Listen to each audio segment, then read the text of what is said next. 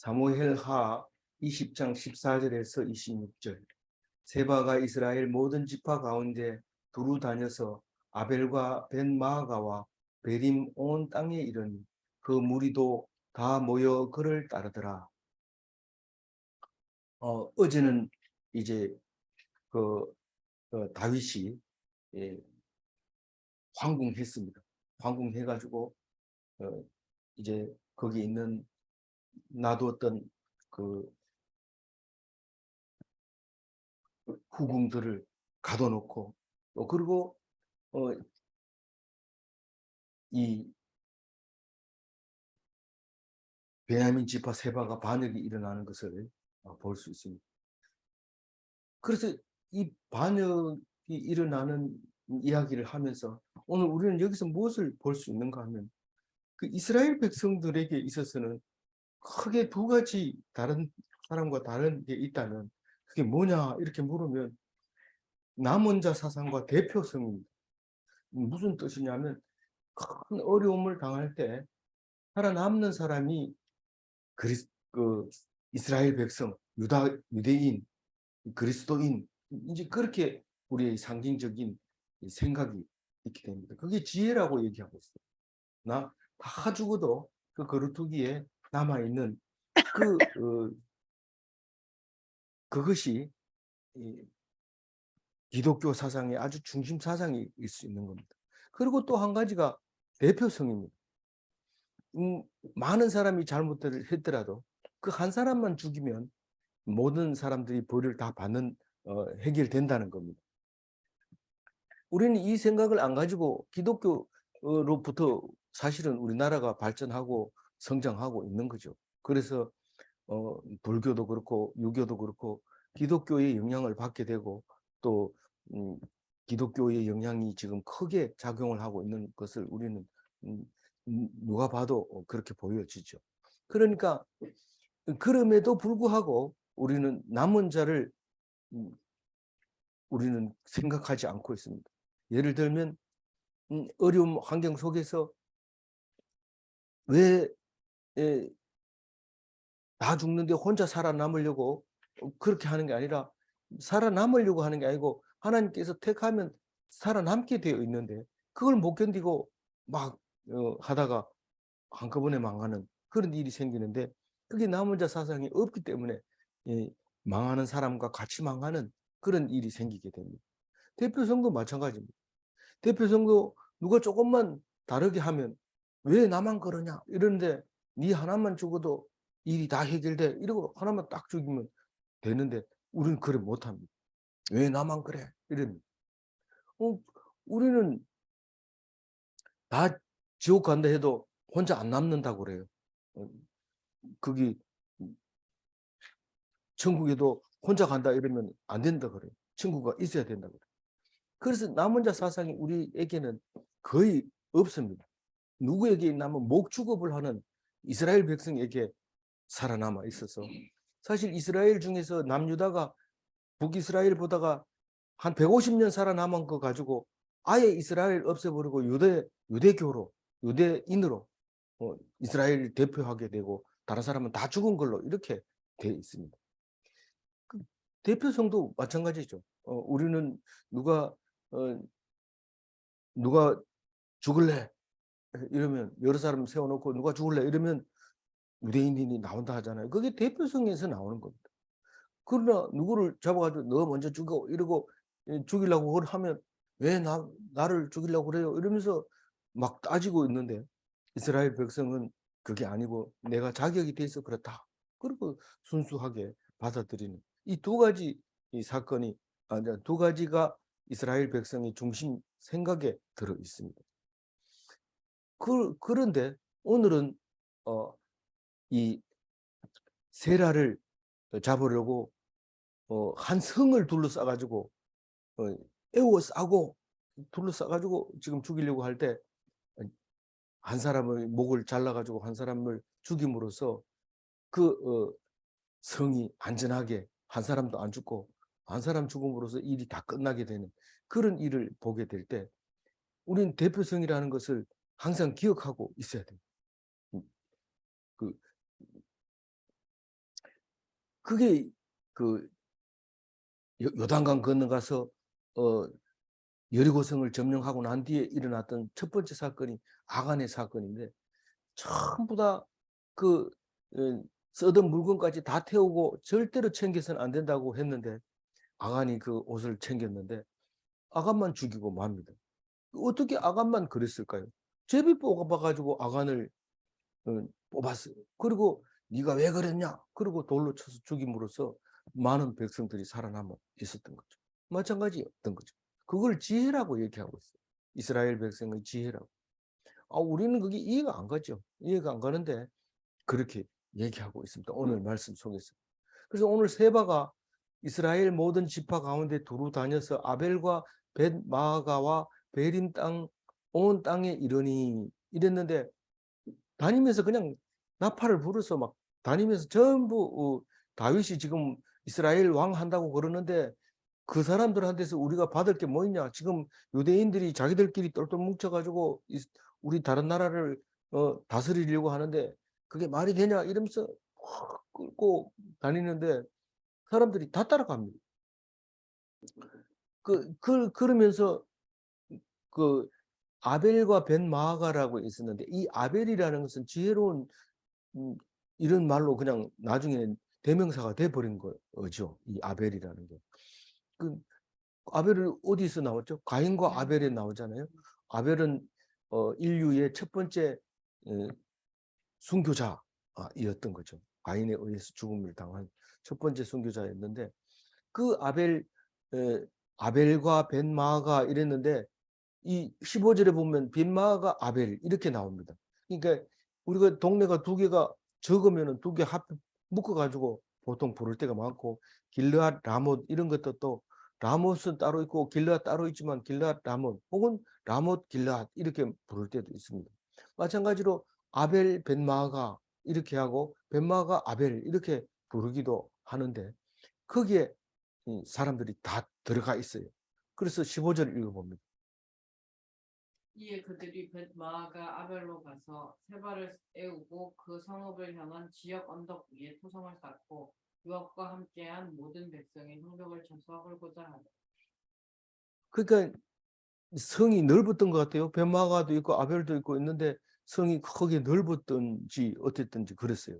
이거를 쌓으려면은 인력만 있으면 얼마든지 무너뜨립니다. 바깥으로 이렇게 성을 쌓아가지고 올라가면 되는데, 쌓아가지고 올라가면 또 성 안에서 쌓도록 놔둡니까? 화살질을 해서 그걸 막죠. 그러면 이 토성 쌓기가 쉽지는 않아요. 그러면 벽돌 하나 갖다 놓을 때 한 사람이 방패 들고 있고 한 사람은 벽돌 쌓고, 그렇게 해서 결국은 성이 무너집니다. 시간이 지나가면. 성 안에 있으면 살 것 같지만 결국은 성은 의미가 없어요. 그래서 지금은 성을 안 쌓잖아요. 어, 음, 다른 방법으로 싸움을 하고 있잖아요. 근데 이때 당시에는 그랬던 거죠. 그래서 에워 싸고 이제 토성을 쌓으려고 탁 하고 있습니다. 그래서 그랬을 때 누가 등장을 합니까?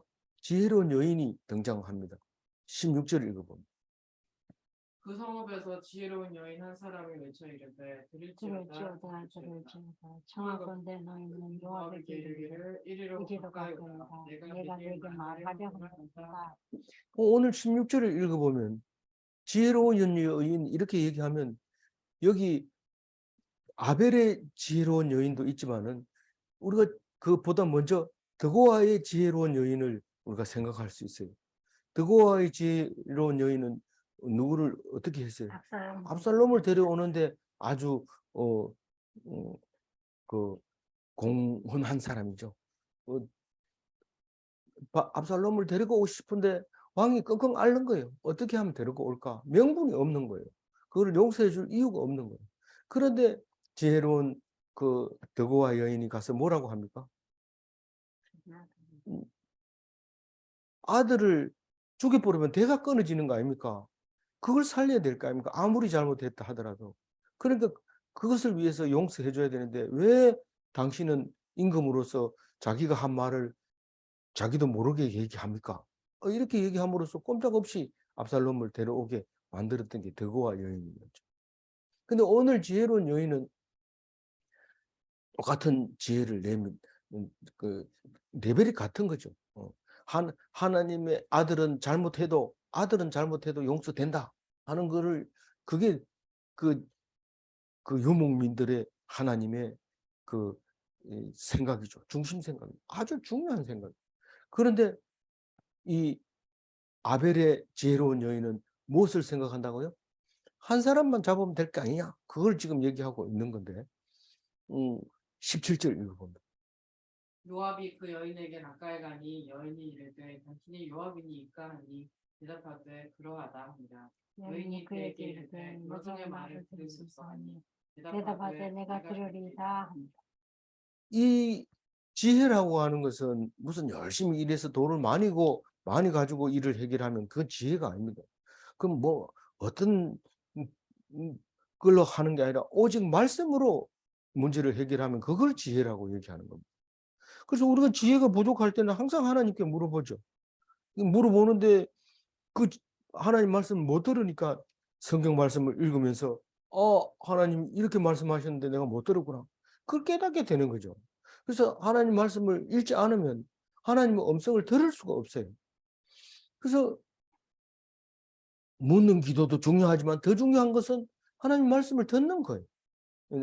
읽고 깨닫는 거죠. 앓는 거죠. 그래서 오늘 말로 해결을 하려고 합니다. 그러면서 말로 해결하다니 그게 말이 되냐 이런데 말이 된다고 얘기를 하고 있어요. 18절 읽어봅니다.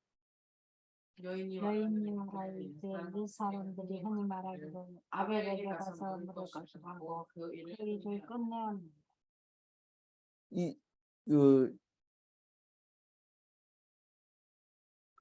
아벨은 지혜로운 성이라는 거예요. 아벨은 지혜로운 성이라는 거예요. 그래서 여기에 가면 문제가 해결이 된다는 거예요. 하다가 막 싸우다가 막 이거 그냥 계속 있으면 다 망할 것 같아요. 그러면 빨리 가가지고 아벨에 가가지고 물어보고 이제 그 답을 가지고 와가지고 문제가 해결되고 이렇게 하는 건데 네가 그걸 모르고 지금 아벨 성을 공격하려고 하느냐 이렇게 말하고 있는 거죠. 사실은 우리가 성경을 읽는 게 하나님의 말씀이 지혜라고 예수님이 지혜라고 예수님은 뭐 지혜란 말이 어디 있어요 이런데 많은 곳에 나오지만 요한계시록에 보면 능력이고 부고 지혜고 힘이고 존귀고 영광이고 찬송이고 우리 메시아를 안 들은 지 몇 년 됐습니다만은 그 메시아를 들을 때마다 이게 나오잖아요. 부와 능력과 지혜와 존귀와 영광과 찬송과 멋있죠. 그게 요한계시록의 말씀입니다. 하나님이 예수님의 속성 그게 이 성경 속에 들어있는 것을 말하고 있는 거예요. 그래서 너희들이 그걸 모르냐 이러면서 아벨이라고 하는 것은 지혜의 성이다. 그러니까 말로 하자 이렇게 얘기하는 거예요. 말로 하자. 아벨에서 말하는 것은 성경 말씀하고 거의 같다. 사실은 그렇게 이제 말하고 있는 거죠. 19절 읽어봅니다. 나는 이스라엘에 화평하고 충성된 자 중 하나이거늘 당신이 이스라엘 가운데 어머니 같은 성을 멸하고자 하시는도다. 어찌하여 당신이 여호와의 기업을 삼키고자 하시나이까. 여기서 자기 얘기가 왜 나옵니까? 이렇지만 나는 이 성에 살고 있고 나는 편안하게 살고 있고 나는 정직하게 살고 있는데 당신은 지금 사람들을 동원해 가지고 이 성을 멸하려고 오는데 그것은 지혜롭지 못한 거 아니냐. 무슨 말로 대화를 하면 될 거 아니냐. 이런 네가 그러니까 나쁜 사람 아니냐 이 말이죠. 아주 그냥 이 성을 멸하려고 하는 어리석은 자 아니냐. 이렇게 지금 말하고 있는 거. 나는 지혜가 있는데 너는 왜 그렇게 어리석냐? 뭐 이런 식으로 말하는 것처럼 들려요. 그러니까 요압이 펄쩍 뜁니다. 뭐 자기는 그런 생각이 전혀 없다는 거죠. 20절 읽어봅니다.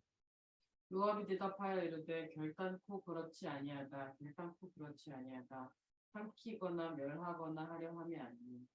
이 성은 죄가 없다. 그리고 이걸 성을 어떻게 하려고 그런 게 아니고 딱 한 사람 때문에 그렇다. 21절 읽어. 그 일이 그러한 것이 아니니라. 에브라임 현지 사람 비그리의 아들 그의 이름을 세바라 하는 자가 손을 들어 왕 다윗을 대적하였나니 너희가 그만 내주면 내가 이 성벽에서 떠나가리라 합니다.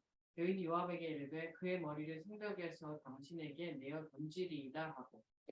이게 우리는 대표가 하나가 죄를 지었으면 죄를 지었든지 안 지었든지 상관없이 우리는 그 사람 있어야 된다. 이래가지고 저지를 하고 막 이렇게 사람을 동원해가지고 못하게 하고 이렇게 하잖아요. 근데 이 사람들은 뭔데? 이거 딱 얘기를 해버립니다. 그 세바 때문에 그런 거지 딴 거 때문에 그런 거 아니다. 너희들이 지금 이 성이 흐른다. 만약에 흘린다 하면 세바를 데리고 있는 것 때문에 그렇다. 그럼 세바만 해결하면 되나? 된다. 세바 내놔라. 그러니까 알았다. 내가 던지겠다.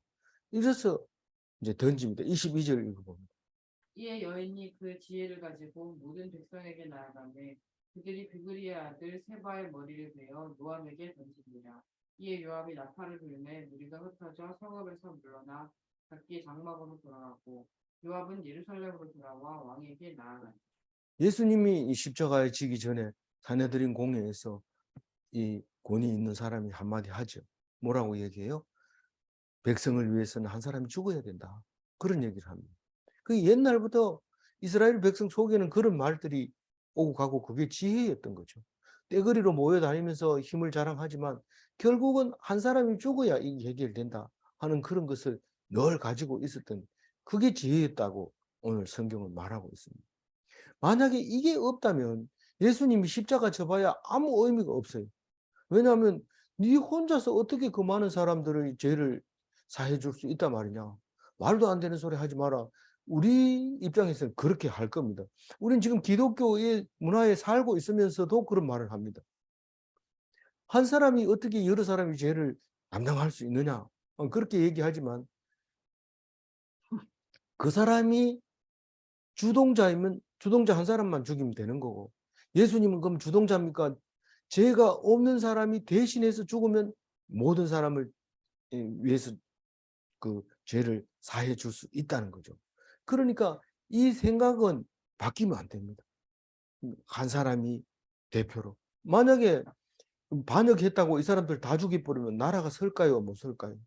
나라가 서지를 못해요. 그래서 그 원인만 해결해 버리면 됩니다. 원인만 해결해 버리면 됩니다. 예수님이 죽은 이유는 무슨 원인을 해결했어요? 죄라고 하는 그 원인을 죄 없는 사람 한 사람을 죽임으로써 해결해 버리잖아요. 그 주된 죄가 이유 원인이 뭔지를 알아내서 그걸 없애기 위해서 한 사람을 죽이게 되는 거죠. 그래서 그 지혜를 가지고 백성들에게 가서 말합니다. 우리 다 죽을래? 한 사람만 죽일래? 딱 얘기합니다. 어떻게 됐을까요? 당연히 세바의 머리를 탕강 베가지고 내던졌어요. 그러니까 요압이 머리만 딱 확인하고 나팔을 탁 불어요. 그럼 상황 종료예요. 상황이 다 끝나고 전부 집으로 해산돼서 가는 거죠. 그럼 다윗은 요압은 어디로 가요? 예루살렘으로 돌아와야죠. 왕궁으로 돌아와서 다윗에게 사랑받아야 되죠. 사랑 못 받지만은 그렇게. 그래서 오늘 그 얘기를 하고 하였고요. 이제 사실 다윗 얘기는 이걸로써 이제 끝난 겁니다. 반역자들을 다 끝내버리고 다 평정을 하고 다윗이 이제 원상 복귀로 돼 있는데 그 다윗의 뒷이야기들이 지금 이야기가 끝까지 이 마지막에는 인구수를 세다가 벌 받는 이야기를 마무리하면서 올 이 11월 달 10월 달이죠. 10월 달 마지막까지 이 랑기하를 묵상하도록 그렇게 하겠습니다. 오늘 23절부터는 다윗 이 왕정의 내각 8명을 소개하고 있습니다. 8명이 어떤 사람인가 그것을 오늘 이야기하고 있는데 한번 보도록 해요. 23절 읽어봅니다. 요압은 이스라엘 온 군대의 지휘관이 되고 여호야다의 아들 브나야는 그렛 사람과 블렛 사람의 지휘관이 되고. 아도람은 그렛 사람과 블렛 사람의 뭘 누가 지휘를 했었죠? 이때가 했었죠. 그랬는데 이때는 뭐 블레셋 사람이니까 이게 내각에 넣을 수가 없어요. 항상 우리는 그 성경을 보면서 정치하는 사람들도 모습을 봐야 되지. 우리는 공평한데 왜 니만 그러냐 이러고 막 이렇게 해버리면 정치를 못해요. 내가 담당자가 됐으면 이 사람 다윗처럼 이렇게 가까이 있는 사람들을 기용해서 등용을 해야 되는 거죠. 근데 모르는 사람도 좀 해라 이러면서 막 대들고 이러면 그건 반역이죠. 그렇다고 해서 그냥 내버려 두는 게 맞느냐? 그건 아니죠. 왜냐하면 혹 못된 사람이 있어야 정신을 차리고 똑바로 하지. 안 그러면 썩어버리거든요. 우린 그런 뭐 영화를 보든지 역사를 보든지 그런 게 많습니다. 망할 때는 이 3살짜리 그 왕의 후계자가 손가락 까딱까딱 하면서 사람들을 죽이고 살리고 하는데 마지막 황제의 이야기도 그런 얘기잖아요. 아무것도 모르고 그냥 손가락 이렇게 하면 죽어버리고 이렇게 하면 살리고 그런 그까지 가는데 그래도 우리나라는 말이 되냐? 똑같은 사람으로서 그럴 수 있느냐? 막 이렇게 하니까 건전하게 그렇게 살아 있는 겁니다. 우리가 광화문에서 깃발을 들고 흔들고 이렇게 할 때 그 사람들이 없어서는 안 되기 때문에 하나님이 그런 사람을 동원하는 거죠. 옳다는 것은 아닙니다. 옳다는 것은 아니지만 그게 그렇게 함으로써 정권이 잠자지 않고 긴장해 있다는 사실을 알아야 됩니다. 이게 중요하죠. 그러나 거기에 이용되는 사람은 쓸데없는 인생을 낭비하지 않도록 조심해야 되죠. 그 개인적인 문제입니다. 이거는 전체적인 문제가 아니라 하나님이 하시는 그 속에서 스스로가 쓸모없는 인간이 되지 않는 것이 중요하죠. 그래서 요압은 다윗 왕가에 뭐가 돼요? 군대 총지휘관이 됩니다. 군사력의 총지휘관 요압이 됩니다. 요압이 만약에 다윗 바꾸자 이게 마음에 안 든다 이러면 바꾸어야 될까요? 안 바꿔요? 바꿀 수 있을까요? 없을까요? 바꿀 수 있어요. 요압이 하면 그렇게 되는 거예요. 그렇게 저기 잠자는 모드는 봐봐 우리 텐트 TV. 소리 들린다. 아니 그건 소리 하지 마. 깜짝 놀랐다. 그래서 이런 소리 하지 마세요. 빨리 알려줘야죠. 여기서 끌라고 그랬어. 내가 끌라고. 그러니까 요압 얘기는 뭐 수없이 계속 나오니까 그렇게 넘어가고요. 이제 그렛과 블렛을 지휘하는 브나냐. 이 브나야인데 발음이 잘 안 돼서 브나냐라고 자꾸 쓰기도 하고 자꾸 그래 쓰기도 하고 그런데 브나냐는 또 따로 있어요. 브나야가 이제 어떤 사람이냐 하면은 그냥 여기서는 요야다의 아들 브나야 이렇게 하지만은 그 솔로몬이 이 왕으로 될 때 그 아도니아를 편들지 않고 있다가 솔로몬을 왕으로 옹립할 때 아주 경호원으로서 작동을 잘하고 있죠. 잘해요.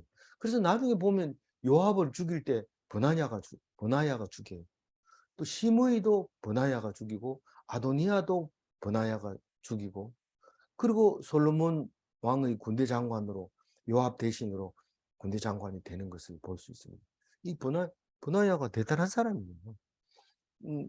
근데 그래서 이 이야기는 이 8장 18절에 이미 이스라엘 왕의 초기 내각에 다시 말해서 다윗이 이 초기 처음 왕이 되고 내각 구성할 때 이미 버나야는 이 똑같은 명령을 가지고 있었어요. 8장 18절 읽어볼까요? 요야다의 아들 버나야는 그렛 사람과 블렛 사람을 관할하고 다윗의 아들들은 대신들이 되니라. 근데 오늘 읽어보면 대신이 다윗의 아들들은 대신이 안 돼요. 딴 사람이 대신이 돼요. 맨 처음에는 초기 내각에는 그렇게 돼 있었는데 여호야다의 아들은 잘했던 것 같아요. 계속 유지를 하고 있어요. 지금은 거의 마무리 지우는, 그러니까 이 다윗의 지나간 것을 이제 정리하고 있는, 오늘 23절부터 정리하고 있는 거죠. 예. 그래서 24절 읽어보죠. 아도람은 감력관이 되고 아힐로스의 아들 여호사밧은 사관이 되고.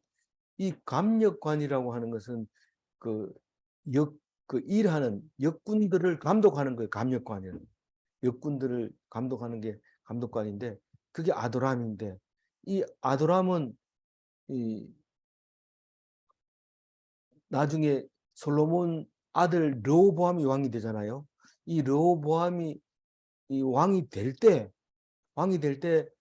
아직 상황이 저기 여로보암이 아직 왕이 안 되고, 르호보암이 이제 왕으로 기름을 부음을 받고 아도람을 보냅니다. 그 북이스라엘에다가 너희들 지금 그 르호보암이 왕이 됐으니까 와서 함께 추대를 해라, 이러고 아도람을 보냈는데, 거기서 이스라엘 사람들이 죽어버려요. 이스라엘 사람이 죽여버려요.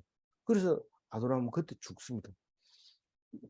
그런데 여기서 보면 사관이라고 하는데, 이 사관은 역사를 기록하는 사람을 사관이라고 하는 거예요. 역사를 기록하는 사관. 여호사밧. 이 역사관을 다른 역대상에서는 행정장관 이렇게 표현을 했어요. 번역을 했어요. 같은 사관입니다. 그리고 25절 읽어보죠. 스와는 서기관이 되고 사독과 아비아달은 제사장이 되고. 여기서 서기관은 세번역에서는 비서 이렇게 나왔어요. 비서 이름이 뭐라고요? 서와. 아마 다윗은 서와 이름을 제일 많이 불렀을 거예요. 서와 이렇게 불렀어요. 그렇게 여기 서기관이라 해서 써놨는데, 항상 그 밑에서 안 떨어지죠. 그 서와는 항상 왕이 하는 것을 기록을 하게 되고 이렇게 하는 거죠. 그다음에 제사장은 두 사람이죠. 사독과 아비아달. 이건 처음부터, 제사장은 잘 안 바뀝니다. 그 아들도 대를 이어서 제사장이 되기 때문에. 26절 마지막 절 읽어보죠. 야일 사람이라는 이라는 다윗의 대신에 듭니다. 예, 대신은 보좌관을 말하고 있는데 이라라고 그래요. 이 이라가 누구냐 하면 야일 사람이라고 그러는데, 야일이 어디냐 하면 므낫세의 아들 이름이 야일이거든요. 이게 야일이 사는 동네가 야일이라고 하는 것이 되는 거죠. 그래서 그 사람 이름이 사는 곳이 지명으로 바뀌어 버리죠. 거의 대부분이 그런 식으로 되어 있어요. 막 이동할 때는 그런 일이 없지만, 그 땅이 정착을 하게 되면 그 사람 이름하고 똑같은 그 지명이 됩니다. 그래서 옛날에 이제 어디서 시집 온 사람이 있으면은 무슨 뭐 정림댁 뭐 무슨 댁 이러면은 사람 이름이 그 지명 이름이 돼버린 거예요. 그래서 이름이 출신을 보여주는 그런 모습을 가지고 있는 것을 볼 수 있죠. 그래서 오늘부터 내일부터는 이제 그 다윗이 일을 정리하는데, 역사적인 이 시대의 흐름하고 관계없지만 자잘한 이야기들을 합니다. 내일은 기브온 사람들이 원수 갚는 이야기를 이제 하게 될 겁니다.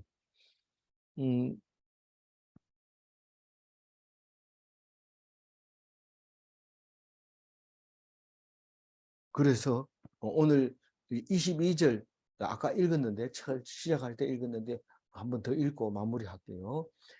세바의 머리를 베어 요압에게 던지라. 이에 요압이 나팔을 불매 무리가 흩어져 성읍에서 물러나 각기 장막으로 돌아가고. 이 반역자를 모두 죽이면 나라가 서지 못합니다. 한 사람만 죽이면 됩니다. 한 사람이 죽음으로 많은 사람의 죄를 사할 수 있다는 겁니다. 그래서 십자가는 한 사람이 대표로 죽는 것의 상징입니다. 그래서 무슨 일을 해결하다가 알았다. 그럼 십자가 누가 질래? 이렇게 딱 얘기합니다. 그러면 우리나라 같으면 전부 꼬리를 내리고 숨고 막 이러죠. 근데 유대인들은 딱 내가 하겠습니다. 이거 딱 나타나는데 물어보면 유대인이라는 거. 이 유대인이 그렇게 잘났나 뭐 이러면서 시기 질투할 필요 없어요. 우리는 유대인이 그 중에서 특히 예수 닮은 유대인. 대표성의 원리는 유대인의 정신인가? 그런 것을 대답할 수 있어야 됩니다. 우리는 유대인의 정신도 가지고 있고 그보다 더한 은혜의 예수님을 가지고 있습니다. 유대인을 무시하지도 말고 유대인을 존경할 필요도 없고 오히려 예수님 안 믿는 것으로 말미암아 불쌍히 여길 수 있는 오늘 하루가 되시기를 바랍니다. 기도하겠습니다. 하나님 감사합니다. 이스라엘에서는 반역이 일어났지만은 그러나 하나님께서는 다 죽이지 아니하시고 한 사람만 죽임으로써 나머지 사람들을 다 용서해 준 것을 생각하며 예수 그리스도께서 죄 없이 우리를 위해서 죽으셔서 많은 사람들을 죽지 않게 하여 주시니 감사합니다. 우리는 공평하는 것을 외치면서 엉뚱한 짓을 하고 알지 못한 짓을 한 것을 용서하여 주옵소서. 오직 주님만 의지하며 기뻐하며 감사하며 은혜로운 삶을 살 수 있도록 주님 도와주시고 인도하여 주옵소서. 감사하옵고 우리 주 예수 그리스도 이름으로 기도 올리옵나이다. 아멘.